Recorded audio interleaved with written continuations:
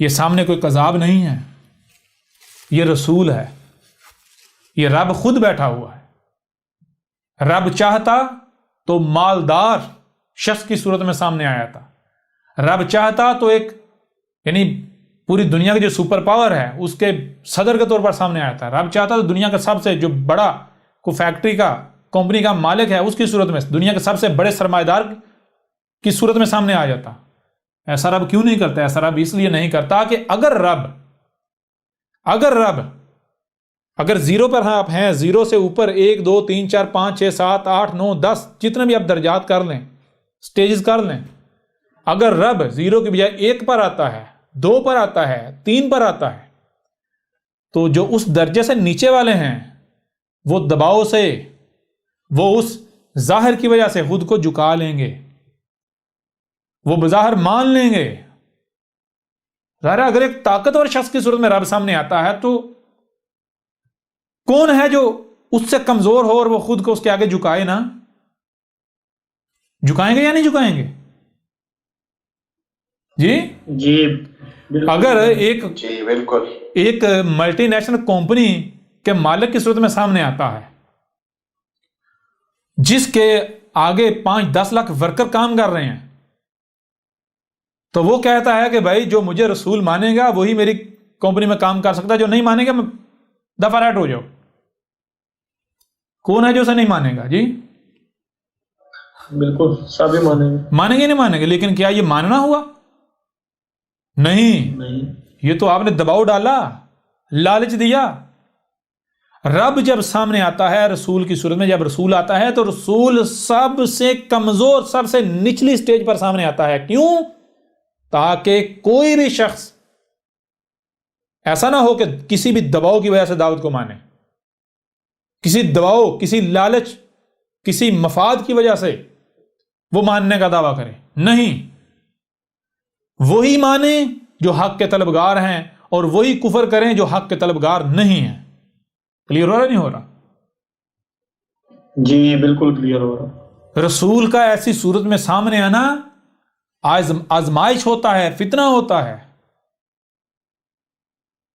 اور اگر تم ظاہر کو دیکھتے ہو اور استکبار کرتے ہو تو پھر جان لو یہ ابھی جس حیثیت میں تم مجھے دیکھ رہے ہو کہ یہ کمزور ہے، میں ایسی حیثیت میں نہیں رہوں گا۔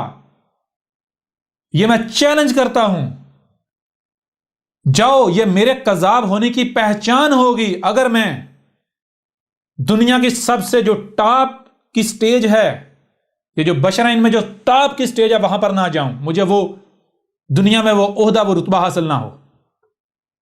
اور وہ یہ نہیں ہے کہ میں تم لوگوں کو یہ کہہ رہا ہوں تو تم لالچ میں آ جاؤ، ہاں بھائی یہ اس کو اقتدار مل جائے گا لہذا چلو مان لو اس کی، لہذا تم اس دباؤ سے یا اس لالچ کے تحت ماننا شروع کر دو اور مجھے واقعی اقتدار مل جائے۔ نہیں، اقتدار بھی اس طرح نہیں ملے گا، دنیا کی حاکمیت بھی اس طرح نہیں ملے گی، وہ بھی اسی طرح ملے گی جیسے کہ حق ہے۔ کلیئر ہو رہا نہیں ہو رہا؟ جی بالکل کلیئر ہو رہا۔ کیسے ہوگا؟ یہ سامنے کوئی تمہاری طرح 6 فٹا ایک انسان نہیں بیٹھا ہوا، یہ سامنے رب ہے، اور رب کا مقابلہ دنیا کی کوئی طاقت کر سکتی ہے؟ کر سکتی ہے؟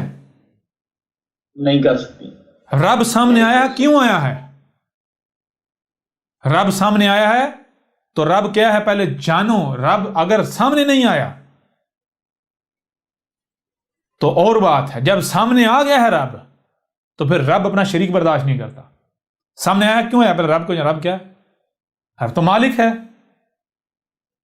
خالق ہے، مالک ہے، العزیز ہے، الحکیم ہے، العلیم ہے۔ تو جب رب سامنے آیا ہے تو خالق کس کو ہونا چاہیے؟ کس کا حق ہے؟ رب کا۔ تو رب جتنے بھی اس کے شریک ہیں، جتنے بھی شریک ہیں جو خلق کر رہے ہیں ان کو مٹا دے گا۔ جتنے بھی علم کے دعوے دار ہیں جو رب نہیں ہیں، جو شریک ہیں، ان کو مٹا دے گا۔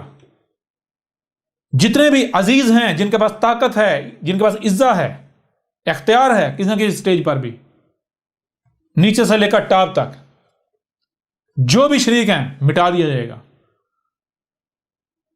لیکن اس سے پہلے زبان سے وارننگ دی جائے گی۔ تو اس وقت تمہیں زبان سے وارننگ دی جا رہی ہے، تمہارے پاس وقت ہے فائدہ کا سودا کر لو، اور ہم جانتے ہیں تم نہیں کرو گے، اسی وجہ سے تو ہم اتنا زور دے رہے ہیں۔ کیوں زور دے رہے ہیں؟ یہ زور اسی وجہ سے دے رہے ہیں تاکہ کل کو تمہارے پاس کوئی بہانہ نہ رہے،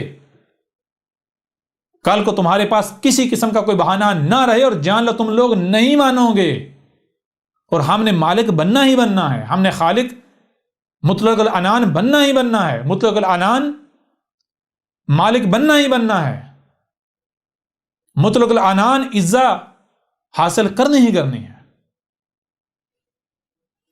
سمجھ آ رہی یا نہیں آ رہی؟ لیکن اس سے پہلے ہم زبان سے تمہیں متنبہ کر رہے ہیں۔ ابھی زبان اپنا کام کر رہی ہے، جیسے ہی زبان اپنا کام کر لے گی تو اس کے بعد ہاتھ حرکت میں آتے ہیں، یہ ہے حق۔ تو ابھی رب کی زبان اپنا کام کر رہی ہے، جس دن رب کی زبان نے اپنا کام کر لیا تو اس دن تمہارا وہی حال ہوگا جو قوم نوح کا ہوا تھا۔ وہ بھی یہی کہتے تھے، ان کا بھی یہی کردار تھا جو آج تمہارا کردار ہے۔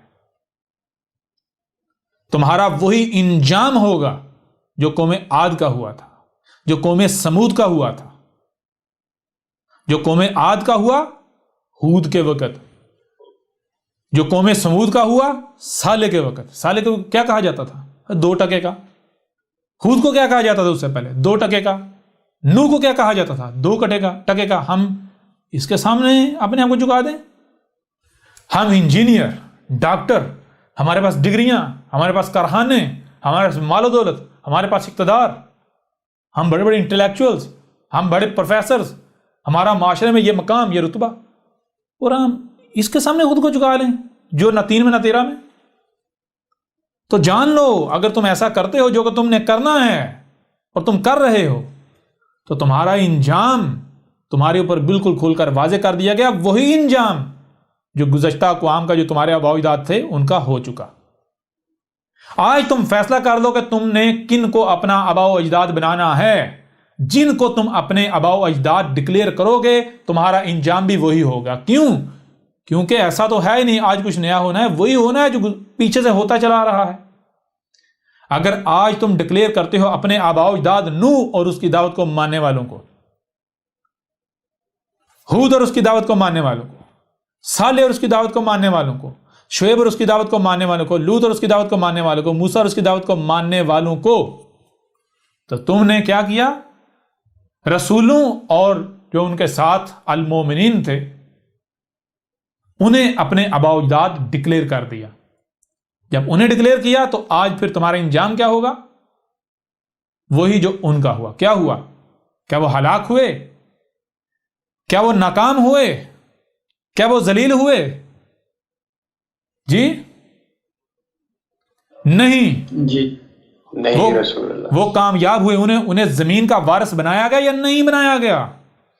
اور جن کو اپنی فوجوں پر گھمنڈ تھا، جن کو اپنی طاقتوں پر بڑا ناز تھا، جن کو اپنے اقتداروں پر بڑا ناز تھا، بڑا فخر تھا، جی جن کو اپنی وردیوں پر بڑا ناز تھا، جن کو اپنے سرمایہ پر بڑا ناز تھا، ان کا انجام کیا ہوا؟ کیا یہ مال و متاع، یہ اسباب و وسائل، یہ عہدے، یہ وردیاں ان کو بچا پائیں؟ نہیں۔ کون بچے تھے؟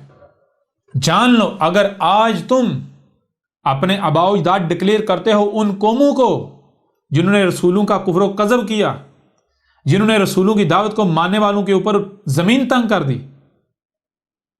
جنہوں نے رسولوں کے ساتھ دشمنی کی، آج اگر تم اس پلڑے میں کھڑے ہوتے ہو، ان کو اپنے آباء و اجداد ڈکلیئر کرتے ہو، تو پھر تمہارا انجام تمہارے آباء و اجداد سے الگ کیسے ہو سکتا ہے؟ عقل گندو، غور تو کرو، غور تو کرو۔ ہر شے کا سرکل ہے یا نہیں؟ وقت کا بھی ایک سرکل ہے، 1000 سال کا سرکل ہے، وہ کم یا زیادہ ہوتا رہتا ہے۔ وہ انسانوں نے اس میں بگاڑ پیدا کیا۔ رب نے جو سرکل بنایا تھا وہ کیا تھا؟ نیچر کا سرکل، 1000 سال کا نیچر کا سرکل کیا تھا؟ 1000 سال 1000 سال کا۔ یہ جو آپ دیکھ 1000 سال کا، ہاں، نیچر کا سرکل تھا 1000 سال کا۔ 1000 سال نیچر کا سرکل تھا، 1000 سال کا ٹائم پیریڈ سرکل، وہی سرکل بار بار گھومتا ہے، بار بار گھومتا ہے، بار بار گھومتا ہے۔ جیسے انسانوں نے فطرت میں پنگے لے کر چھیڑ چھاڑ کر کے ہر شے کو بگاڑ دیا، توازن بگاڑ دیا، کم یا زیادہ کر دیا، ایسا ہی ہے نا؟ بالکل اسی طرح انسانوں نے اپنے مفسد اعمال سے جو وقت کا چکر ہے، سرکل ہے، اسے بھی ڈس بیلنس کر دیا، کم یا زیادہ کر دیا۔ کلیئر ہو رہا نہیں ہو رہا؟ جی بالکل کلیئر ہو رسول اللہ، بالکل۔ یہ جو وقت کا سرکل ہے جو گھومتا ہے، یہ یوم ہے، رب کے ہاں جو یوم ہے، جو وقت کا سرکل ہے، وقت کا ایک دائرہ، انسانوں نے اپنے مفسد اعمال سے اسے کم یا زیادہ کر دیا۔ یہ کم کر رہے ہیں یا زیادہ کر رہے ہیں؟ کم کر رہے ہیں یا زیادہ کر رہے ہیں؟ کلیئر ہو رہا نہیں ہو رہا؟ تو جب رب کے ہاں ایک سرکل ہے اور یہی سرکل بار بار گھوم رہا ہے، یہی، کوئی نیا تو ہے ہی نہیں، تو پھر ذرا بتاؤ تمہارے اوپر کچھ ڈیفرنٹ آنا ہے؟ جی، جب وقت وہی ہے، وقت وہی ہے، اسی نے رپیٹ ہونا ہے، تو تم کیسے بچ پاؤ گے؟ جب وقت نے انہیں مٹا دیا، انہیں ذلیل و رسوا کر دیا، دنیا میں بھی، نہ صرف دنیا بلکہ آخرہ میں بھی، آگے بھی، تو تم کیسے بچو گے؟ تم لوگ کیسے بچو گے؟ جی جی بالکل۔ اب یہ آپ لوگوں پر ہے کہ آپ کیا کرتے ہو۔ یہ آپ کے پاس آخری موقع ہے۔ آیا آپ احمد عیسیٰ کی، کرشنا کی، کالکی اوتار کی دعوت کو سنتے ہو، سمجھتے ہو، اس کے بعد کوئی فیصلہ کرتے ہو، یا پھر بغیر سنے، بغیر سمجھے اپنے آباء و اجداد کے نقشے قدم پر چلتے ہو؟